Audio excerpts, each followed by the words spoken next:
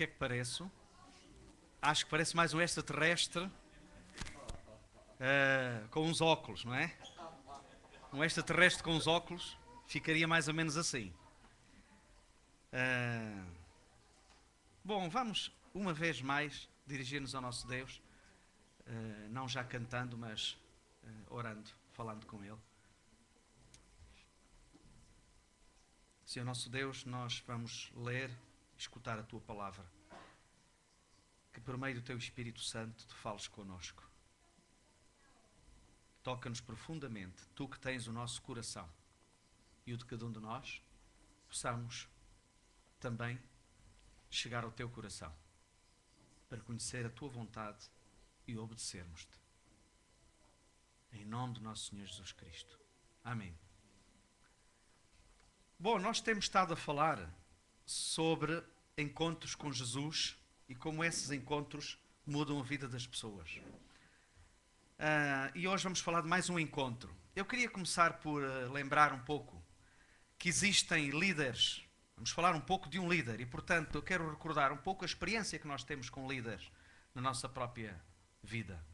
E sabemos que há líderes corruptos que não acreditam em causas e estão lá na liderança, nas chefias, seja que tipo de chefias for, para se servirem a si próprios, para prosperarem.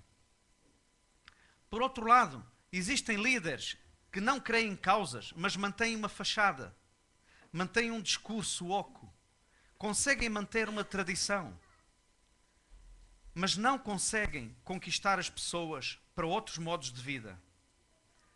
Não conseguem comunicar esperança. Não conseguem mobilizar as pessoas para uma atitude de esperança para a vida. Porque eles próprios são líderes sem esperança. Mas há líderes, certamente poucos, que ainda têm e alimentam convicções. Acreditam que as coisas podem ser mudadas.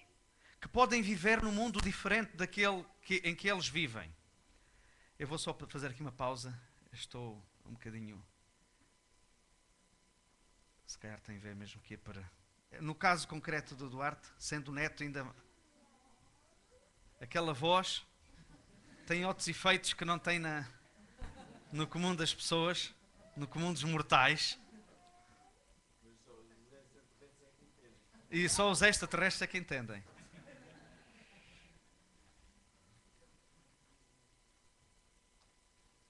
Ok. Eu dizia que, no entanto, há líderes que ainda acreditam em causas, ainda têm convicções, ainda acreditam que as coisas não têm que ser sempre assim, podem ser diferentes. E esforçam-se sincera, apaixonada, determinadamente. Procuram, de alguma maneira, com a sua vida, com as suas palavras, com os seus discursos, com a sua atuação, mobilizar as pessoas para projetos de esperança. Nós hoje vamos falar num líder que era um dos líderes principais de um povo, o povo judeu, numa terra sofrida, de opressão política, de miséria social e de esperanças gastas pelo tempo. Era um líder político e religioso, naquela altura não se separava o civil do religioso do político. Era um homem bem formado, que tinha atingido o topo de hierarquia. Hoje poderia ser, por exemplo, pertencente podia ser um juiz do Supremo Tribunal de Justiça ou do Supremo Tribunal Administrativo. Poderia ser um arcebispo. Poderia ser um presidente de uma grande câmara ou um vereador de uma grande câmara. Digamos, no Lisboa, Porto, Oeiras, o que quer que seja. Portanto, era um homem cumpridor também das leis éticas e cerimoniais, profundamente conhecedor da lei judaica, e que tinha chegado a um tempo em que Deus, através de Jesus Cristo, faz-se homem, e este homem teve o privilégio de ainda estar vivo, apesar de já ser idoso, quando o Senhor Jesus Cristo estava entre nós e inicia o seu ministério entre nós na Palestina. A religião deste homem, Nicodemos, o nome dele é Nicodemos, tinha um discurso, esta religião, de um anúncio de um futuro reino, que era um reino messiânico de libertação, um reino em que Deus Jeová reinaria, mas este tempo tardava. A esperança daquele povo morria. no lugar dessa esperança, como a religião se mantinha, surgia o moralismo, o tradicionalismo e com isto tudo a hipocrisia, o fingimento, a arrogância. Aquela religião tornou-se uma religião sem compaixão, de elites, formal, uma religião sem Deus. E o próprio centro da vida espiritual, que era o templo, transformou-se num lugar de negócios. E nós estamos nesta situação. E eu vou pedir ao pastor Armando Alves que faça uma leitura, e eu agradecia que estivéssemos atentos à leitura. Não precisam de abrir para já o texto, que encontra-se no capítulo 3 de João, do Evangelho segundo João, versículos 1 a 21. Preferia que ouvissem para termos todos a mesma versão, está bem? E havia entre os fariseus um homem chamado Nicodemos, príncipe dos judeus. Este foi ter de noite com Jesus e disse-lhe: Mestre, bem sabemos que és mestre vindo de Deus, porque ninguém pode fazer estes sinais que tu fazes se Deus não for com ele. Jesus respondeu e disse-lhes: Na verdade te digo que aquele que não nascer de novo não pode ver o reino de Deus. Disse-lhe Nicodemos: Como pode um homem nascer sendo velho? Porventura pode tornar a entrar no ventre da sua mãe e nascer? Jesus respondeu: Na verdade te digo que aquele que não nascer da água e do Espírito não pode entrar no reino de Deus. O que é nascido da carne é carne, e o que é nascido do Espírito é Espírito. Não te maravilhes de te ter dito: necessário vos é nascer de novo. O vento sopra onde quer, ouves a sua voz, mas não sabes de onde vem nem para onde vai. Assim é todo aquele que é nascido do Espírito. Nicodemos respondeu e disse-lhe: Como pode ser isso? Jesus respondeu e disse-lhe: Tu és mestre de Israel e não sabes isto? Na verdade te digo que nós dizemos o que sabemos e testificamos o que vimos, e não aceitais o nosso testemunho. Se vos falei de coisas terrestres e não crestes, como crereis se vos falar das celestiais? Ora, ninguém subiu ao céu, senão o que desceu do céu, o Filho do Homem que está no céu. E como Moisés levantou a serpente no deserto, assim importa que o Filho do Homem seja levantado, para que todo aquele que nele crê não pereça, mas tenha a vida eterna. Porque Deus amou o mundo de tal maneira que deu o seu único Filho, para que todo aquele que nele crê não pereça, mas tenha a vida eterna. Porque Deus enviou o seu Filho ao mundo, não para que condenasse o mundo, mas para que o mundo fosse salvo por ele. Quem crê nele não é condenado, mas quem não crê já está condenado, porque não crê no nome do unigênito Filho de Deus. E a condenação é esta: que a luz veio ao mundo e os homens amaram mais as trevas do que a luz, porque as suas obras eram más. Porque todo aquele que faz o mal aborrece a luz e não vem para a luz, para que as suas obras não sejam reprovadas. Mas quem pratica a verdade vem para a luz, a fim de que as suas obras sejam manifestas, porque são manifestas em Deus. Obrigado. Havia entre os fariseus um homem chamado Nicodemos, príncipe dos judeus. Bom, então Nicodemos era um dos principais dos judeus e era fariseu. Isto significa, se era principais dos judeus, estando em Jerusalém, ele pertencia certamente ao grande sinédrio. O grande sinédrio é um conselho composto por cerca, que podia até incluir até 71 pessoas, até 71 membros. E tinha 3 classes ou estatutos. Tínhamos as grandes famílias sacerdotais, que eram os saduceus, tínhamos que eram muito próximos da autoridade romana, tínhamos os anciãos do povo, que eram escolhidos entre proprietários de terra, eram gente abastada, portanto eram pessoas que vinham de grandes famílias, da aristocracia local, proprietários de terras, e tínhamos finalmente uma classe extremamente importante, que era dos escribas, que eram os grandes mestres, os guardiães da ciência sagrada e os que depositavam as tradições, as grandes tradições que eles tinham.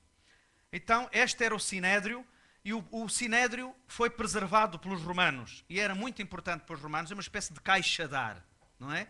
Para permitir ali uma gestão boa do protetorado, porque aquele era o império, mas os romanos não administravam diretamente. Valiam-se dos locais, através de uma instituição local, nomeadamente o Sinédrio, e isso facilitava, o Sinédrio facilitava a dominação romana, e ao mesmo tempo que conseguiam, por outro lado, preservar o mínimo das tradições que os judeus tinham. Do Sinédrio fazia parte o sumo sacerdote, e o sumo sacerdote, que naquela altura era Caifás, era um saduceu, que vinha também de sucessões, portanto, no meio da família. No fundo, os sumos sacerdotes mantinham-se no âmbito da mesma família. Era uma espécie de nepotismo. Ficava tudo entre família. Os da própria família é que ficavam no cargo sacerdotal. E quem eram estes fariseus? Bom, os fariseus não eram propriamente uma classe social. Nós podíamos ter fariseus de várias classes. Era um partido, assim como nós num partido podemos ter pessoas de várias classes, mas têm uma ideologia, comungam de uma ideologia, os fariseus assim eram. Era um grupo que se organizava em comunidades ou irmandades, fraternidades, que tinham um lobby, digamos assim, que tinha uma influência muito grande no Sinédrio, apesar de não serem muitos no Sinédrio, mas também lá estavam presentes no Sinédrio. Olha, por exemplo, o Nicodemos era um dos fariseus que estava no Sinédrio. Portanto, os fariseus tinham muita importância naquele local. Era um grupo que a palavra fariseu vem de separados. Eles sentiam-se que tinham um papel importante para preservar escrupulosamente, ao mínimo detalhe, as leis éticas e cerimoniais, rituais, o guardar o sábado, o dízimo, por aí fora. Eles nem comiam, por exemplo, uma comida que não tivesse de uma colheita qualquer em que o proprietário não tivesse dado o dízimo, por exemplo. Não tocavam ali. Então eram muito escrupulosos e procuravam, e este era o grande foco dos fariseus. Mas os fariseus, como o Manuel Reino disse na semana passada, ao contrário dos saduceus, acreditavam, por exemplo, na ressurreição corpórea, ao contrário dos saduceus. E era um grupo que desenvolvia uma abordagem bíblica, que em vez de se agarrar apenas ao texto escrito, como faziam os saduceus, a Tora, eles desenvolviam tradições orais, que eram uma espécie de adaptações ao longo dos tempos. Eles começaram 200 anos antes de Cristo a ter importância, mas eles começaram a fazer tradições, a interpretar a Escritura, o que estava escrito, dizendo que aquilo devia, nos tempos atuais, interpretar-se desta maneira, para atualizar, para adaptar aos tempos. E então, com estas interpretações todas, eles foram criando novas e novas tradições, acrescentando tradições orais, e eram já mais as tradições que eles acrescentaram à Escritura do que a própria Escritura. Mas então, os fariseus eram estas pessoas. Também acreditavam na vinda do Messias. Eles acreditavam na vinda do Messias. É muito... que ideia nós temos dos fariseus? Pessoas hipócritas, fingidas, arrogantes, que tinham aquela ideia de que eram melhores do que os outros. Lembram-se da pregação da semana passada? A oração do fariseu: graças te dou, meu Deus, porque eu não sou como os demais homens, pecadores. Eu sou bom. E o publicano dizia: o que é? Tem piedade de mim. Sou um miserável pecador. Mas o fariseu não. E a ideia que nós temos dos fariseus é esta. Mas não havia só fariseus assim. Por exemplo, recordo em Lucas capítulo 13, 31, não precisam de abrir, temos uma experiência interessante. Lembram-se de Jesus ter chorado sobre Jerusalém, uma vez? Jerusalém, Jerusalém, que tu matas os profetas e apedrejas os que te são enviados. Eu quis ajuntar-te como uma galinha junto aos pintos debaixo das minhas asas e tu não aceitaste. Antes desse choro, deste lamento, os fariseus foram falar com Jesus e disseram: atenção que o Herodes tem a intenção de matar-te. Sai daqui. Portanto, havia fariseus que simpatizavam profundamente e que se aproximavam de Jesus com um espírito diferente do que aqueles outros que procuravam apanhá-lo. Bom, então nós temos aqui esta figura de Nicodemos, que é um homem muito importante naquele país, naquele local. Diz o versículo 2, foi ter de noite com Jesus e disse-lhe: Rabi, mestre, bem sabemos que és mestre vindo de Deus, porque ninguém pode fazer estes sinais que tu fazes se Deus não for com ele. Nicodemos vai ter com Jesus e trata-o por igual. Os irmãos não vão procurar, mas sabem que a atitude dele, ao chamá-lo de Rabi, chamar de Rabi a este homem, tratá-lo como um igual, a um mestre que não tem a formação oficial na grande universidade, entre aspas, mas é um simples leigo para eles, tratá-lo como um igual, mostra que é um homem com sentido de dignidade, com grande respeito por Jesus, que tem admiração por ele e que não é preconceituoso. Porque no capítulo 8, versículo 48 a 52 e em Marcos 3, 22, nós lemos que outros fariseus diziam que ele agia influenciado por demónios e falava pelos demónios, por Belzebu. Era assim que tratavam muitos fariseus a Nicodemos. Este Nicodemos interpela Jesus na forma de uma afirmação. Ele chega a Jesus para lhe dizer o quê? És mestre vindo de Deus, porque ninguém pode fazer estes sinais que tu fazes se Deus não for com ele. E ele não diz, eu sei, ele diz, sabemos. Ele não fala no seu próprio nome.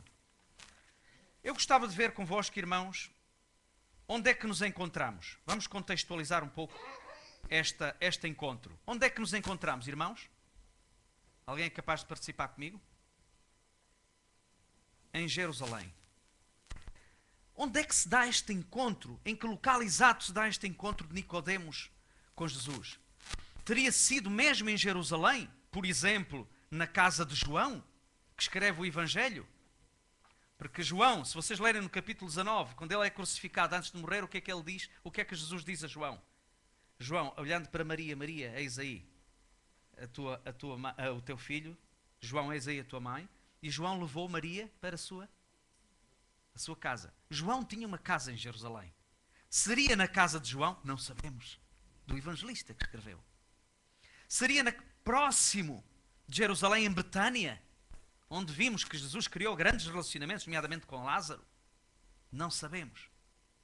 Mas foi em Jerusalém. Será que Nicodemos combinou com Jesus um encontro? Marcaram um encontro para conversar? Não sabemos. Será que chegou lá simplesmente toca, bate? E Jesus surpreende-se com a chegada de Nicodemos? Uma visita surpresa? Também não sabemos. A verdade é que ele chegou. E chegou a que horas? Chegou à noite. Chegou à noite. Que noite era essa, irmãos? Que noite era esta? Era uma noite na semana da Páscoa. Na semana da Páscoa. O que é que temos em Jerusalém na semana da Páscoa, irmãos? Basta imaginar o nosso Natal e a nossa Páscoa em Portugal. Gente vem de todo lado. Uns viajam, trazem os seus rissóis, pastéis de bacalhau, os mais simples, mais pobres e tudo, mas com bom gosto. Venham por aí fora. Nem há lugar para eles ficarem. Uns ficam em casa de primos. E sabem que toda a gente é primo naquela região, naquela é tio, toda a gente é primo quando se dão bem, quando se conhecem. Jerusalém está excitado com as festas, mas não com Deus propriamente. É com as festas e com a tradição. A maior parte daquelas pessoas quer foguetes, quer festa, quer cumprir as tradições, quer estar com as famílias, quer matar saudades daquela terra que lhes diz muito e que é o símbolo e o coração da sua identidade como país e um país dominado. Então, Jerusalém está assim. E o que é que acontece no contexto anterior da passagem? O que é que se dá no contexto anterior da passagem? Jesus expulsa pela primeira vez os vendilhões do templo. Havia fazer duas vezes. Jesus o que ele fez no templo, fez duas vezes. Não foi só uma vez. A primeira vez é no Evangelho de João. Os outros evangelhos narram a segunda vez em que há a expulsão dos vendilhões do templo. Mas esta primeira vez, o episódio antes do encontro com Nicodemos, é a expulsão dos vendilhões do templo. Então, queridos amigos, nós temos uma cidade excitada e temos uma noite de excitação. Bom, e é nesta noite que chega Nicodemos, se acompanhado ou não, não sabemos. E Nicodemos chega de noite. Porquê de noite, amigos? Porquê de noite? Será que estaria Jesus mais livre por ser de noite, uma boa conversa? Será que é por ser fora do horário de trabalho do Nicodemos e ele já estar mais livre? Por uma boa conversa? Bom, não sabemos. Mais provavelmente o assunto é outro. Será que ele não queria que os colegas soubessem? Na verdade, ele tinha muito a recear socialmente. Vocês já imaginaram um homem destes, à luz do dia, dirigir-se a Jesus e poder dizer livremente, Rabi? O Evangelho diz-nos que em outras ocasiões, por exemplo, no capítulo 9, versículo 22, diz-nos que eles tinham, os fariseus tinham deliberado, tinham decidido que quem privasse com Jesus e confessasse Jesus seria expulso da sinagoga. Já tinham uma atitude profundamente hostil relativamente a eles. Portanto, ele corre muitos riscos em ir à luz do dia. O que é que aconteceria se fosse a luz do dia também? Será que ele podia ter uma conversa honesta, aberta, profunda? Ou será que estaria no meio de olhares indiscretos, rodeado de pessoas que queriam tudo menos conversar? Armar ciladas, como muitas vezes fizeram os fariseus, com perguntas a Jesus para ver se o apanhavam em alguma rasteira, para terem com que o acusar. Ele vai à noite.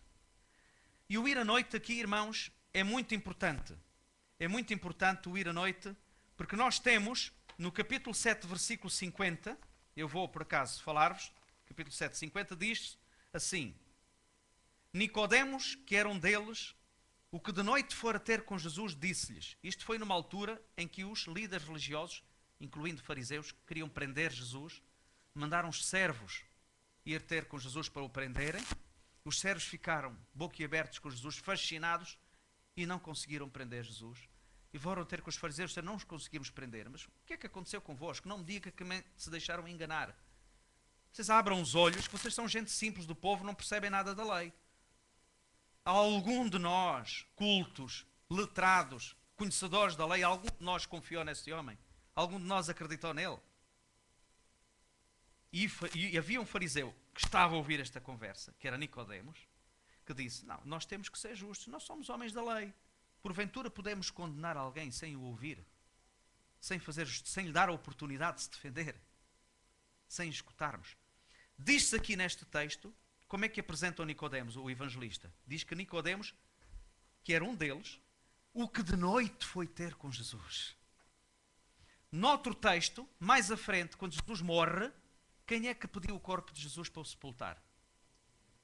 Pois José de Arimateia, que era um dos membros do Sinédrio, colega do Nicodemos. José de Arimateia, e quem é que estava com ele, diz o texto? Capítulo 19, Nicodemos, o que de noite fora ter com Jesus. É muito interessante que o Evangelho de João enfatize isto. E se enfatiza tanto, é porque esta noite tem que ter alguma importância. Aqui os autores não estão todos de acordo sobre isso, mas eu estou pessoalmente persuadido e convencido que o evangelista João, quando utiliza a noite, também o utiliza numa expressão simbólica, ou até mesmo se quisermos, não estou aqui a fazer nenhuma interpretação alegórica, o que eu estou a dizer é que usa também este termo como uma metáfora da noite, porque o Evangelho de João como é que começa? A luz brilha veio para o que era seu, mas os seus não o reconheceram. E o que é que nós lemos quando o pastor Armando leu no fim? O que é que diz aqui no capítulo 3 de João? Diz assim: a luz veio ao mundo, os homens amaram mais as trevas do que a luz, porque as obras eram más. E diz mais, aquele que faz o mal aborrece a luz e não vem para a luz, para que as suas obras não sejam reprovadas. Mas quem pratica a verdade vem para a luz. A verdade é que nós temos aqui um homem que está às escuras. Chega de noite, mas ele está também às escuras. Está rodeado de religião. Uma religião que anuncia o Messias que vem, mas este homem está perdido. Ele está às escuras. Ele não entende. E ele procura entender. E, portanto, eu acredito sinceramente que Nicodemos representa aqui a condição dos judeus e dele próprio de estar às escuras e precisar da luz reveladora de Deus através de Cristo.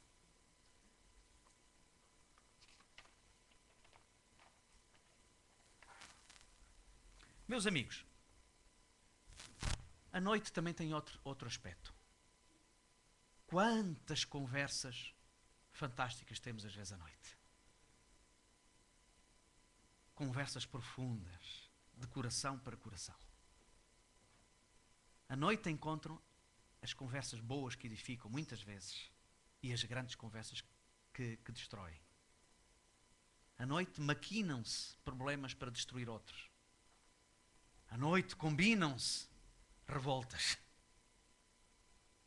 Mas à noite têm-se grandes conversas, grandes confidências, coração para coração.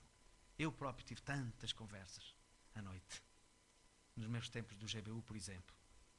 Manuel Rainho, a Vera e o grupo que está a apoiar diretamente ali no Bairro Alto, tem grandes e profundas conversas à noite. À noite as pessoas despem muitas vezes as suas máscaras sociais. E as coisas acontecem. Há indivíduos que são reputados ministros, juízes, de dia, ou o que quer que seja, cargos importantes, e se calhar à noite estão a fazer travesti num bar. Sim. O que eu quero dizer é que a noite tem esta ambiguidade, mas é também um momento em que muitas vezes permite grandes conversas de coração para coração. Esta foi uma grande conversa que surgiu. Qual é a motivação dele ir ter com Jesus? Qual será a motivação de ele ir ter com Jesus? O Evangelho não nos diz, irmãos. Mas veja-se, nós temos aqui um homem que está numa Páscoa, corre esses riscos todos, mesmo sendo de noite, de ir ter com Jesus. E o que é que move este homem religioso a ir ter com Jesus? Ele disse o quê? Fazes muitos sinais e só podes fazer sinais se tu vens de Deus. Só podes ser um homem de Deus para fazer os sinais que tu fazes. Que sinais são estes? O Evangelho de João só nos diz 2 sinais. Antes deste episódio. Qual foi o primeiro? O grande primeiro milagre do ministério de Jesus, que foi as bodas de Canaã. E o segundo foi a expulsão dos vendilhões do templo. Eu consigo imaginar, irmãos, Nicodemos como um homem de uma esperança sincera. Quando a maior parte dos religiosos faziam da religião um meio de prosperar, um meio de estar bem na vida, um meio de manter a sua família bem na vida.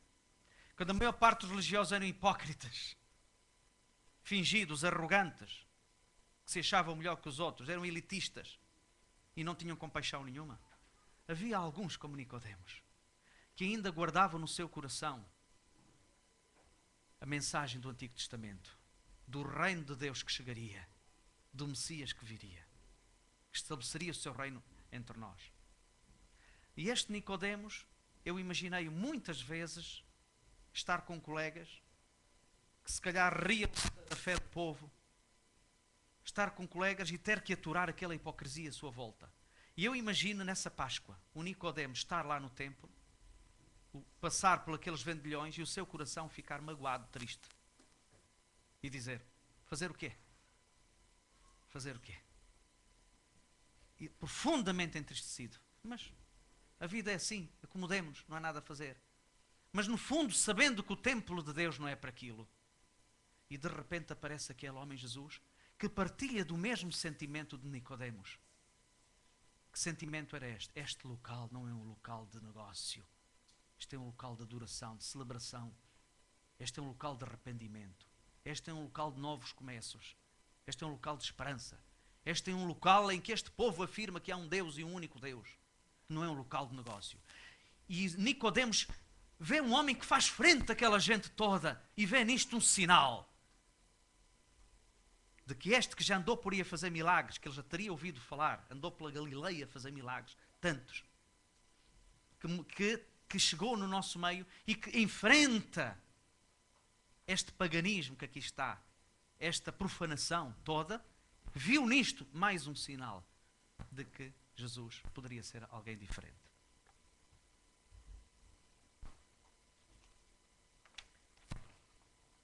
Então ele procura Jesus. E porquê é que ele procura Jesus?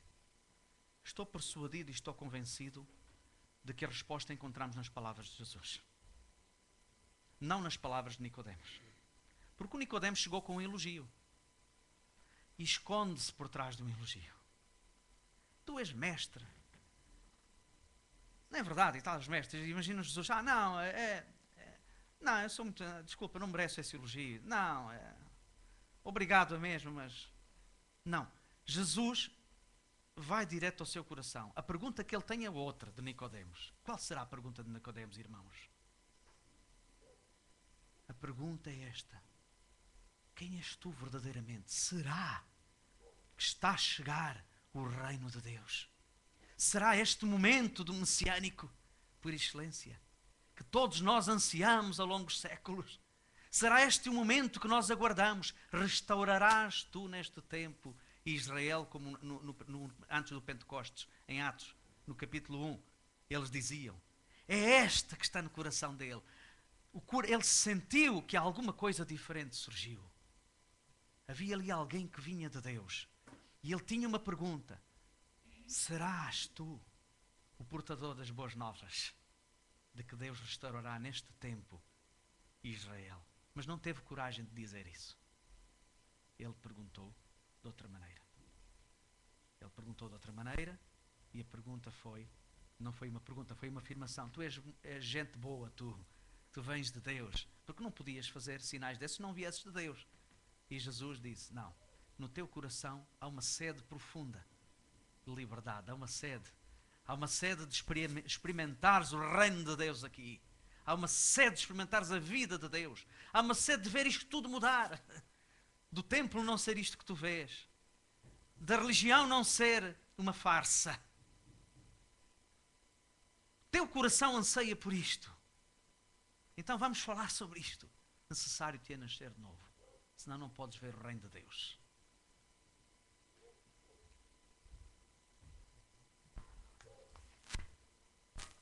Eu tenho aqui um problema. Eu gosto de pregar 20, 25 minutos, máximo 30, e já cheguei aos 30 minutos. E eu quero continuar a falar convosco, mas não quero falar muito tempo. Acredito sobretudo no poder da palavra, no poder de Deus, não na minha própria capacidade de explicar. E por causa disso, eu vou mesmo ser muito pouco desenvolvido, está bem? Ser muito breve, só vos peço mais 5 minutos para, fundamentalmente, vou fechar o texto, os meus apontamentos.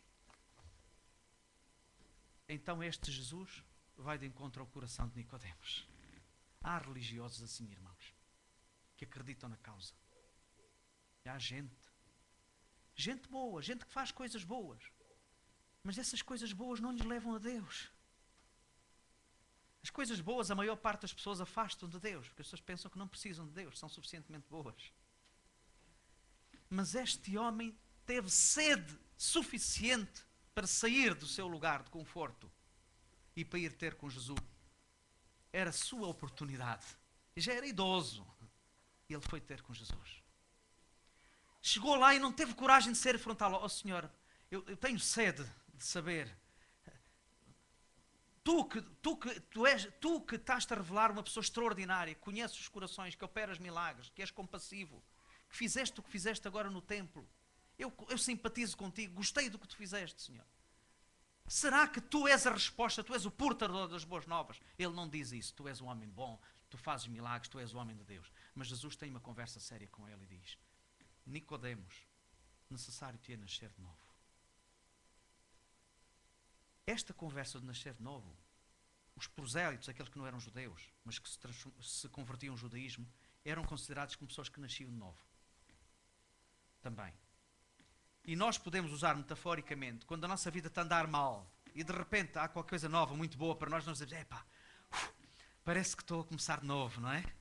Mas não é nada disto, é uma coisa muito mais profunda. Jesus está a falar de uma coisa profunda. Então, o que é que Jesus quer dizer? Nicodemos também não percebeu. Nicodemos disse, mas, Senhor, posso eu, sendo velho, nascer no ventre da minha mãe? Quem diz, não é isso que tu queres dizer com certeza. Explica-te. Nicodemos. Este vento que estamos a ouvir lá fora. Nós não o comandamos. Ele sopra livremente. Sul, do norte, etc. Sopra livremente. Não é? Assim é o que é nascer de novo. É pelo Espírito Santo. É pelo poder de Deus. Não é pela força e vontade humana.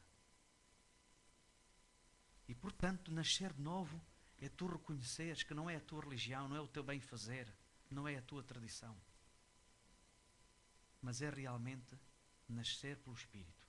E o Evangelho de João, no capítulo 1, o que é que diz? Ele veio para que os seus, mas os seus não receberam. Mas a todos quantos o receberam, deu-lhes o poder de serem feitos filhos de Deus, aos que creem no seu nome, os quais não nasceram da carne, nem do sangue, mas de quem?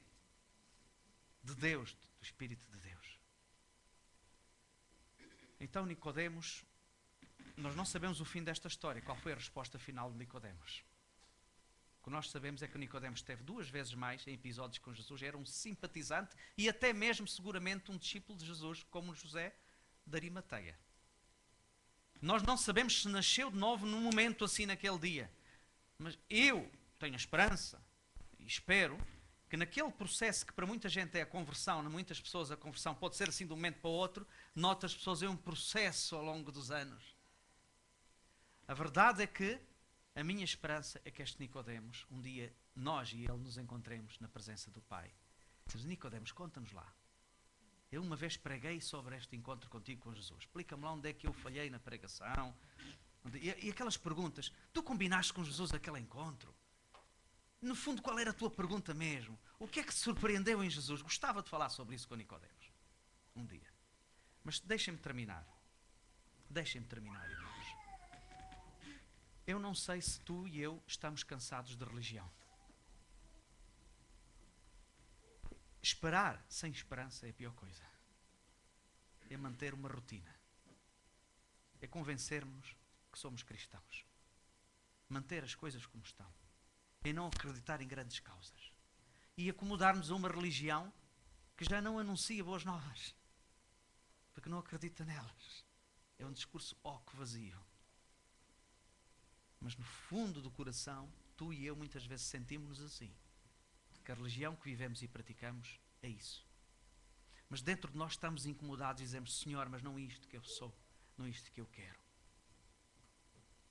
Não isto que eu quero. Por favor, traz-me uma religião viva, que é uma relação pessoal contigo, transformadora. Se tu já és crente e te identificas com Nicodemos, vives rodeado de religiosidade. Religiosidade sem esperança. Mas queres um encontro com Jesus, clama a Ele. Não precisas de nascer de novo, porque já nasceste de novo. Mas precisas de um encontro transformador.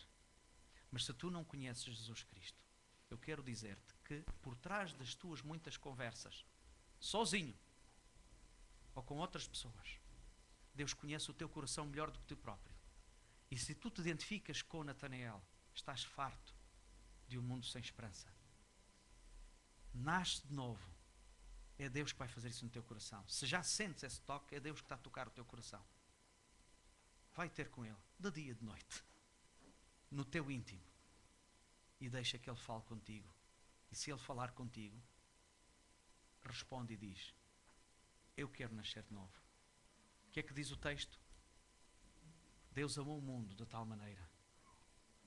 Deu o seu Filho único, para que todo aquele que nele crê não pereça, mas tenha vida eterna. E permitam então concluir com esta brincadeira. Durante muito tempo eu não percebi, eu já uma vez numa pregação disse isto. Durante muito tempo eu li sempre mal este texto. Mas até o li bem sem querer. Vejam.